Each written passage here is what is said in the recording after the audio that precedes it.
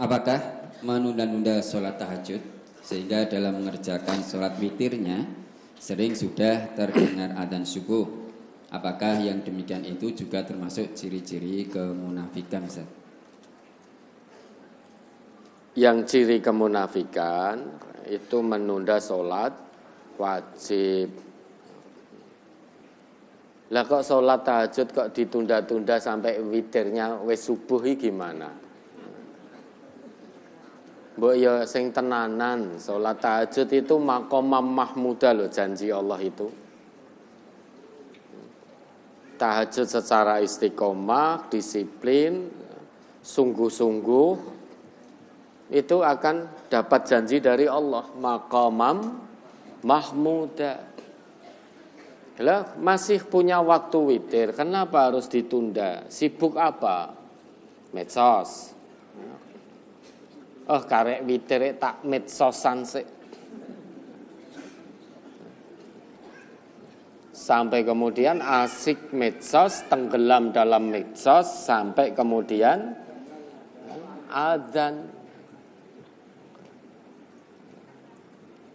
Coba keutamaan fadilah sholat tahajud itu diingat lagi, itu keutamaannya ada beberapa itu yang Allah janjikan. Wa minal laili fatahajjat bihi nafilatal lak asa ayyab'atsaka rabbuka maqamam mahmuda. Coba Al-Isra 79. Surat Al-Isra surat ke-17 ayat 79. Wa minal laili fatahajjat bihi nafilatan lak asa ayyab'atsaka rabbuka maqamam mahmuda. Dan pada sebagian malam hari bersembahyang tahajudlah kamu sebagai suatu ibadah tambahan bagimu. Mudah-mudahan Tuhanmu mengangkat kamu ke tempat yang terpuji. 80 ayat 80-nya. Wa qur rabbi adkhilni mudkhala sidqi wa akhrijni mukhraja sidqi waj'alni min ladunka sultanan nasira. Dan katakanlah, ya Tuhanku, masukkanlah aku secara masuk yang benar, dan keluarkanlah pula aku secara keluar yang benar, dan berikanlah kepadaku dari sisi Engkau kekuasaan yang menolong. Orang yang istiqomah tahajud, disiplin, ikhlas karena Allah, dalam 2 ayat ini Allah janjikan 4 hal. Yang pertama, Allah janjikan maqamam mahmudah, tempat terpuji dunia akhirat. Dunia akhirat dia diberi tempat terpuji oleh Allah. Tempat terpuji dunia itu bukan kok rumah mewah, mobil mewah, pekerjaan mentereng, bukan itu maksudnya. Terpuji di dunia itu dia akan dijaga oleh Allah. Sebab imannya, sebab akhlaknya, sebab istiqomahnya mendekat kepada Allah. Diberi jalan keluar terbaik dari setiap masalah dunianya. Itu maqamam mahmudah. Masalah rumah tangga Allah selesaikan. Masalah pekerjaan Allah selesaikan. Itu maqamam mahmudah. Dimudahkan segala urusan dunia dan akhiratnya. Itu makna maqamam mahmudah. Diberi kesabaran tanpa batas oleh Allah. Diberi kesyukuran luar biasa oleh Allah terhadap nikmat apapun yang Allah berikan. Entah nikmat itu menurut matematika manusia jumlahnya sedikit, sedang atau banyak. Orang yang tahajud istiqomah, dia akan bisa mensyukuri itu, meski secara nominal sedikit. Rezekinya full berkah, itu maqamam mahmudah. Terus kemudian orang yang tahajudnya istiqomah dijanjikan oleh Allah pintu masuk yang benar. Artinya setiap kegiatan yang dia lakukan niatnya benar dan mendapat bimbingan dari Allah. Keluar dari rumah mau bekerja niatnya karena Allah, bukan karena uang. Jadi keluar dari rumah bismillah, bekerja niat karena Allah, menjemput rezeki yang Allah janjikan. Setiap kegiatan apapun yang dia lakukan itu selalu mendapat ridho dari Allah, terbimbing oleh Allah, diridhoi Allah dan ditolong oleh Allah di setiap kegiatannya. Yang ketiga, selesai dari kegiatan apapun, maka kegiatan tersebut bisa diselesaikan dengan sangat baik. Pekerjaan selesai dengan baik, tugas-tugas kuliah selesai dengan baik, rumah tangga juga dengan baik, bisa diatur dengan baik. Suami tunaikan kewajiban pada istri, istri tunaikan kewajiban pada suami. Selalu ada pintu keluar dari setiap problem kehidupan. Itu orang yang tahajudnya istiqomah. Yang keempat, dia dijauhkan oleh Allah dari gangguan manusia. Setiap kali ada manusia yang mengganggu, entah mengganggu pekerjaannya, mengganggu bisnisnya, mengganggu apapun lah, mengganggu rumah tangganya. Orang yang tahajudnya kenceng, istiqomah, dijaga oleh Allah dari gangguan tersebut. Wa ja'alli min ladunka sultanan nasira. Kata Allah begitu, ya Allah, berikanlah kepadaku dari sisimu kekuasaan yang menolongku. Maksudnya,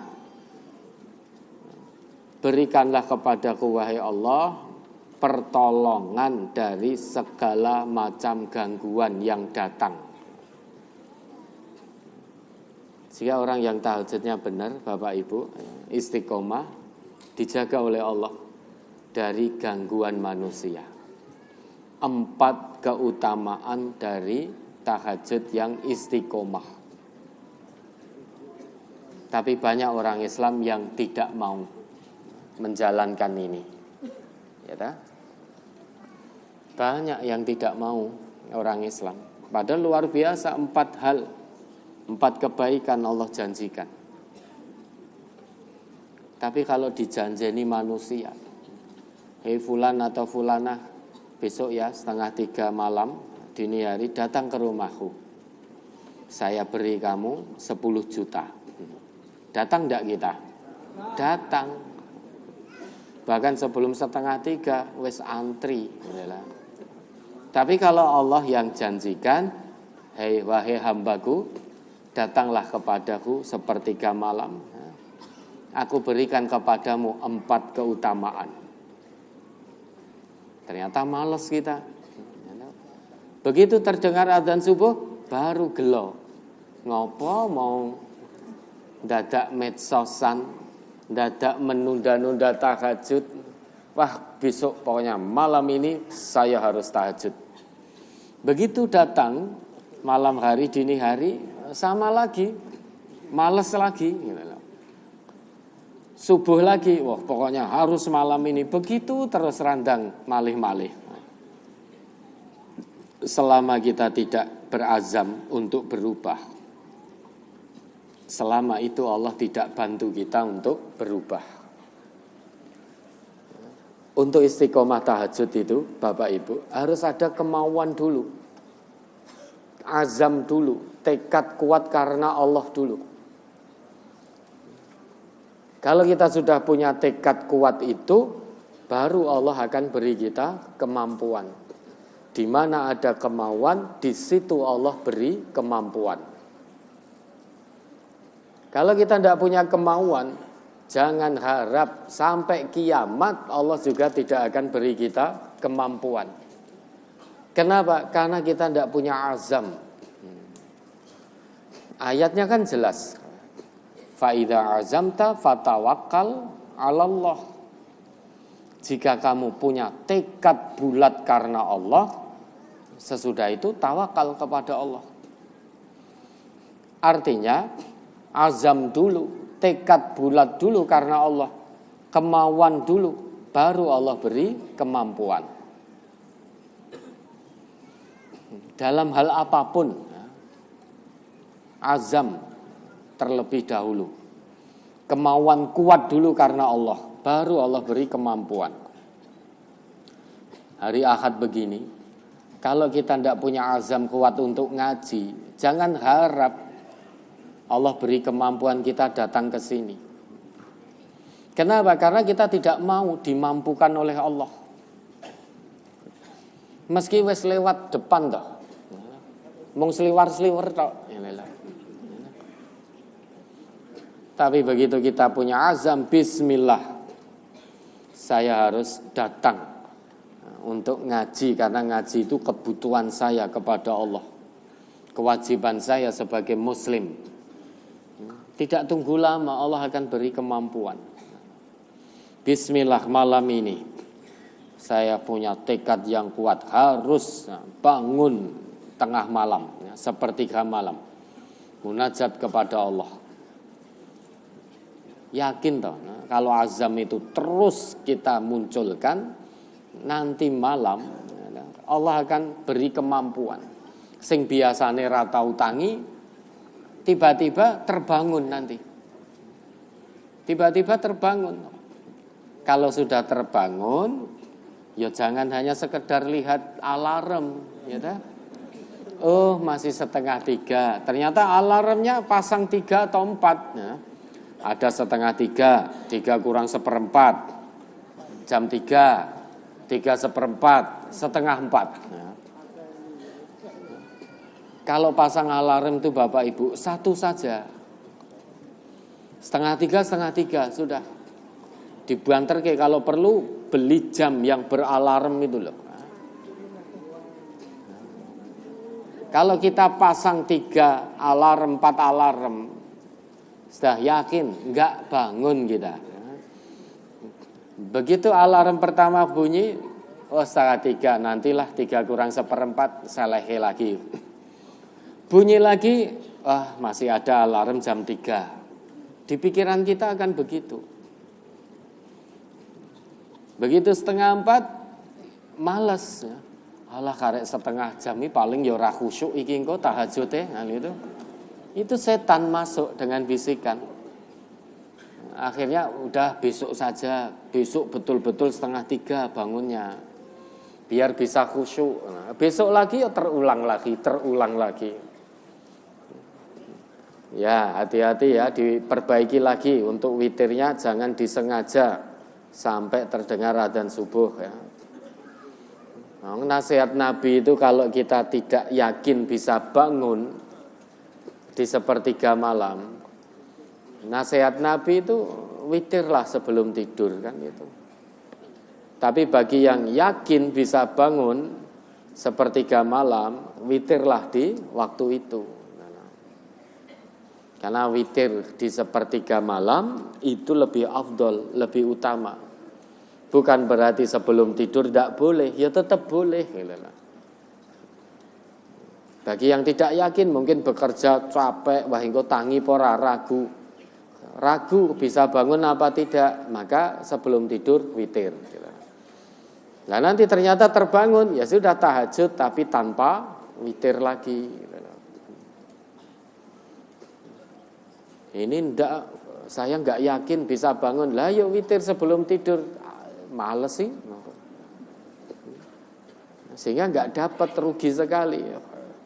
Malam berlalu itu saja tanpa kita munajat kepada Allah, rugi. Yang rugi siapa? Kita, karena enggak dapat 4 janji Allah. Mulai malam ini, bismillah, azamkan, buang rasa malas, lawan rasa kantuk. kita datang menghadap Allah, ditunggu oleh Allah di sepertiga malam. Allah itu sepertiga malam turun ke langit dunia, menanti hambanya yang datang. Apapun yang hamba minta dikabulkan oleh Allah. Ya, insya Allah itu bukan sifat kemunafikan, tapi lengah. Kemunafikan itu kalau menunda-nunda sholat wajib. Ada lagi?